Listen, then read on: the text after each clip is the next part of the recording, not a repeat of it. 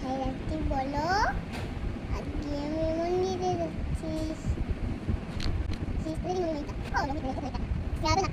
তোমরা সবাই কেমন আছো? আশা করছি সবাই খুব ভালো আছো। অনেক দিন পর একটা ছোট্ট ব্লগ নিয়ে আবার চলে আসলাম তোমাদের সামনে। তোমরা নিশ্চয়ই বুঝতে পেরেছো যে আজকের ব্লগটা কী নিয়ে, কেন কি মুনাই প্রথমেই বলেছে যে আমরা আজকে মন্দির যাচ্ছি। হ্যাঁ, আসলে আজকে তো শ্রাবণের তৃতীয় শনিবার, তো আমরা সবাই মিলে শ্রাবণের ব্রত করেছি, মানে বড় বাবার উপোস করেছি। তো আমরা সবাই এখন, আমি, মা, দিদি, মুন্নি, বিল্টু সবাই মিলে এখন যাব মন্দির। আচ্ছা, তোমাদের বলে রাখি, মুনাই আমার দিদির মেয়ে আর বিল্টু আমার দিদির ছেলে।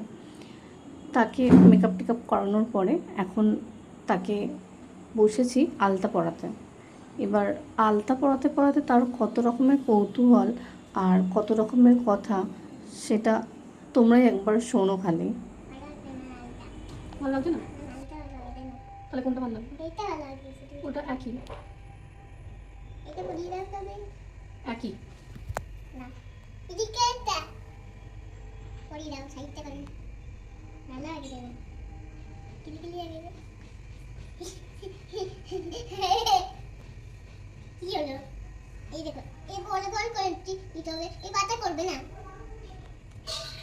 তোল। কি বলছে মাম্মা? তুমি কালকে বলাতে পারো। কে বনু?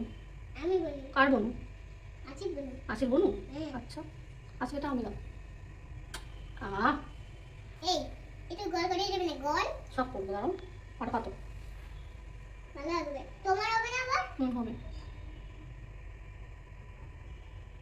শুনলে তো তোমরা ওর পাকা পাকা কথাগুলো? খুব পাকা দুষ্টু একটা বাচ্চা। যাই হোক, ওকে আলতা পরানো হয়ে যাওয়ার পর আমি একটু আলতা পরে নিলাম, যেহেতু অন্যদিনকে অফিস থাকে আর অফিসে যাওয়ার ব্যস্ততা থাকে, ব্যস্ততার মধ্যে কাটে, সেইভাবে আলতা পরে হয়ে ওঠা হয় না। বাট আজকে দেখলাম পুজোর দিন আছে, উপোসও করেছি, ভাবলাম একটু আলতা পরে নিই। আর আমার আলতা পরা হয়ে যেতে এই যেখানে এসে দেখলাম মা সমস্ত পুজোর জোগাড় টোগাড় করছে। অলমোস্ট সমস্ত হয়েই গেছে, বাস এই সিন্নিটা রেডি করছে। এটা রেডি হয়ে গেলেই ফির আমরা সবাই মিলে বেরিয়ে যাব মন্দিরের উদ্দেশ্যে। সবাই মোটামুটি রেডি হয়ে গেছি, আমি, দিদি, মুনাই, বিল্টু সবাই আমরা রেডিই আছি। আমরা 5 জনেই যাব। আর আমরা আসলে একটু দূরের মন্দিরে যাচ্ছি, তো আমরা একটা টোটো বলে রেখেছি, আমরা টোটো করে সবাই মিলে মন্দিরে চলে যাব। আসলে আজকে যে মন্দিরটা যাচ্ছি না, আমি প্রত্যেকটা স্যাটারডে মন্দিরটায় যাই পুজো দিতে। তো মা আমাকে বললো, চল তাহলে আজকে তোর সাথে ওই মন্দিরেই যাই, তুই যেখানে পুজো দিতে যাস। বলে আমরা সবাই মিলে বেরিয়ে পড়লাম মন্দিরে যাব বলে। আর এই যে টোটোয় উঠে আমরা সবাই মিলে চললাম মন্দিরের। খুব একটা ক্লিপ আমি নিয়ে উঠতে পারিনি, অ্যাকচুয়ালি খুব একটা বলাটা ভুল, কোনো ক্লিপই আমরা নিয়ে উঠতে পারিনি। খুব ভিড় ছিল, যেহেতু শ্রাবণ চলছে, তো খুবই ভিড় ছিল মন্দিরে। আমরা পুজো দিয়ে ফিরলাম, ফিরে একটুখানি প্রসাদ গ্রহণ করলাম। যেহেতু উপোস করেছি সবাই, সেইভাবে আমরা কিছু খাইনি, প্রসাদই গ্রহণ করেছিলাম।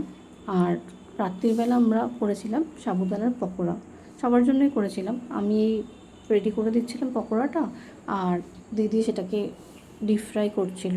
এর আগেও যদিও আমি একবার সাবুদানার পকোড়া বানিয়েছিলাম শিবরাত্রির টাইমে, তো ভাবলাম যে আর একবার বানাই। এইখানে যেহেতু কোনোদিনও বানাইনি আমি সাবুদানার পকোড়াটা, তো দেখি বাচ্চা পাটি খেয়ে কী বলছে, তাদের রিভিউটা নেওয়া যাবে যে মাসি কীরকম বানিয়েছে সাবুদানার পকোড়া। এই যে ফ্রাই হয়ে গেছে, এবার আমরা বাচ্চা পাটির রিভিউটা দেখে নেব।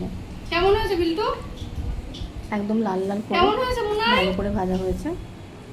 সুন্দর। হ্যাঁ, সুন্দর। তোমরা সবাই খুব ভালো থেকো, দেখা হবে আবার নেক্সট ভিডিওতে।